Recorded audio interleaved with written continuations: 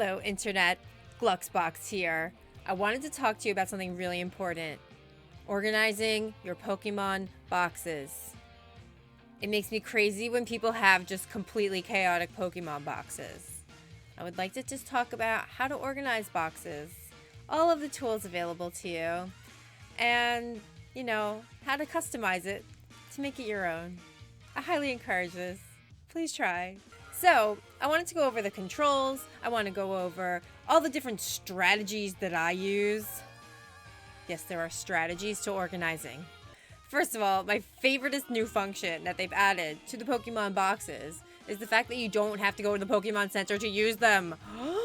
Yes! Game changer! So all you have to do is, go to the Pokemon menu, press R, and it's there! Oh my gosh. So, let's go over the controls first of all, because that's how you use it, right? Starting with the X button, you can sort your Pokemon. That's simple enough. You move things around, move them from box to box, press A, move, easy peasy. The next X function, when you press it another time, is your held items, which, as you can see, it shows which held item the Pokemon in your party is holding. And you can also see in your Pokemon boxes which ones are holding items, as indicated by having an item there. If they're not holding an item, they'll be grayed out like this. So it just makes it a little easier if you are looking for a certain held item, you can't remember what you did with it. You can kind of scroll through your boxes that way and you'll be able to find it a little easier. And then you have your battle teams. The thing to keep in mind about battle teams is that once they're in a team and you have this icon showing, you cannot use the Pokemon for anything else. That means you can't use it for a raid, you can't use it for a Pokemon job, you can't put it in your party, so you have to dedicate that Pokemon to that team.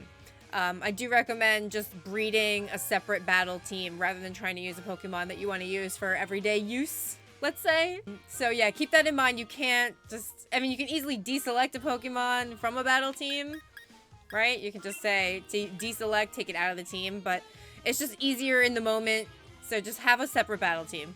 That's my recommendation there. Now, the Y button will affect your cursor. So you start with your default red cursor, that's your select. You click it with A and you can, choose from your regular basic menu. Once you press Y again, you have multi-purpose. Now, this makes it easier when you're trying to move a bunch of Pokemon around and you're on the regular select cursor. You have to select move every time, right? That's annoying, especially if you're trying to move a lot of stuff. So you press Y one more time and you have multi-purpose, and that just allows you to easily move them without having to choose that menu. Just makes it easier if you have a lot to move around, shuffling to do. Just change to the multi-purpose cursor. You can easily move them all around. You don't have to go through that menu every time. Save yourself that extra second, right? And then the third Y function is your green cursor. That allows you to highlight multiple Pokemon and move them around as a batch. And you can do this within a box. You can also move to a different box. So you just select that, and there they are, all in this box instead. I, of course, don't want to leave them there, so I'm going to just move them back to my battle box, because they're all being trained up for battle. And as you can see, this is all of your boxes in one view, and you unlock these boxes by just having one Pokemon in every box. Once you have at least one Pokemon in every one of your boxes, it will double. And you can do that up to 32 boxes, which I have here, and I haven't even filled them up, so I got some work to do. But that's not all that the Y button can do. If you go to the main box view, you can move entire boxes easily. And here's how. You press Y in your box menu, and you press Y again in the new location, and boom, it's in a new location. So that's your Y functions. Now there's one more button to cover. That is your plus button. And right now, it's allowing me to just show this nice little Sandaconda, just chilling. If you press it again, you get your regular stats. This is showing your basic statistics that you need to know, your Dynamax level, ability, held item, moveset, etc. Press it one more time if you've beaten the game and unlock the IV checker, and you can see what your IVs are. Now, you may have noticed that I have the word favorites written up here at the top of this box. That's because I've customized the box name and wallpaper. So this is how you do it. You click on that section like I just did. You press A, and you can change its wallpaper. You have many choices. They are coordinated to types. So if you want to do a steel type and a normal type and a whatever type, you know, you can try to match it up, which I have tried to do. I don't know if I got it right. I don't really care that much. Some of them I just leave on this blank one white. I like green though, so whatever. So yeah, then you can also rename a box by change its name. You can just type in whatever you want.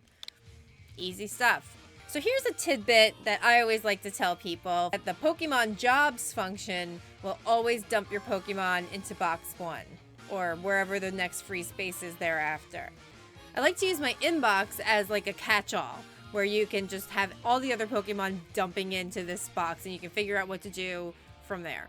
So I like to just leave the Pokemon boxes on box 1 like this, because when you close out, it's going to reopen in whatever box you had left it last time. So I leave it on inbox so that everything will fall into this box. Pokemon Jobs, Pokemon that I've caught, and Pokemon that I'm going to use in surprise trade I'll also have in this box, so it's just easy to send them out.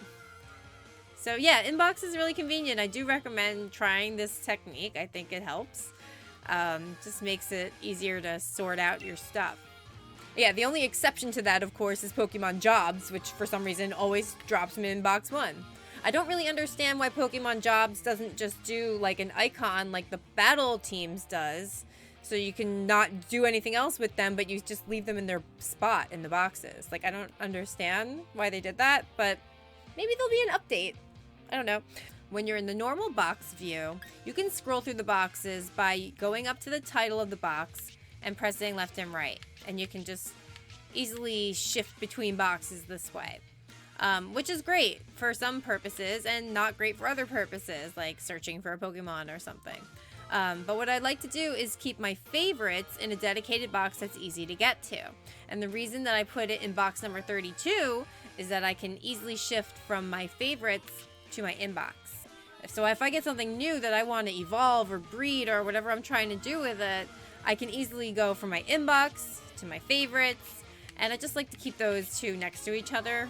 And I just like to leave my favorites next to my inbox. I don't know why. This is just what I like to do, and I'm weird like that. So let me explain how I organize it just for fun. I like to start with my inbox in box 1, as I mentioned, and then I just go by type. You know, there's a lot of types now, so that takes up like half the boxes right there. And then right now I have a lot of empty boxes, so I obviously have work to do. But then I also make some extra types of boxes. Right down here I have my Gigantamax box. Next to that is a trades box, just filled with Pokemon for trading. I have a battle box with Pokemon that are ready for Pokemon battles, or maybe are being trained up for Pokemon battle. And my favorites. That's just my favesies. But if you really can't find your Pokemon, you don't know what the heck's going on, there is that search feature down here.